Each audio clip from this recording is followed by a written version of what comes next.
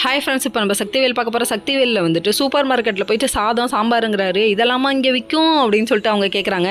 சரி, உனக்கு ஒன்றும் தெரியாதுங்கிறது அப்பட்டமாக தெரியுது அப்படிங்கிறாங்க. ஐயோ நடிக்கலாம், ஐயோ அநியாயத்துக்கு புழுகாதீங்க. இந்த காலத்தில் இருக்கவங்களுக்கு சூப்பர் மார்க்கெட்டில் என்னென்ன இருக்குன்னு தெரியாதாம்மா?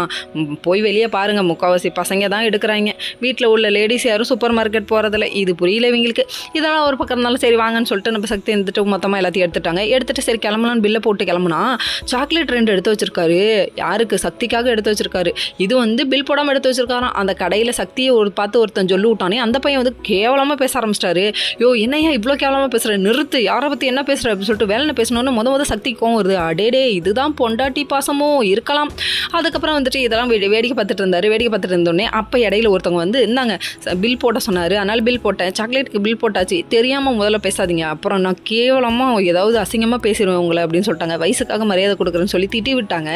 திட்டி விட்டு வெளியே வந்து நீ ஏன் வேலை சும்மா அமைதியாக இருந்தா, அப்போ தான் எனக்கு பதில் நீயே கிழிச்சிட்டியா, அப்புறம் என்ன நான் இன்னும் தனியாக வேறு அந்த ஆளை கிழிக்கணுமா, போமா அப்படின்ட்டாங்க.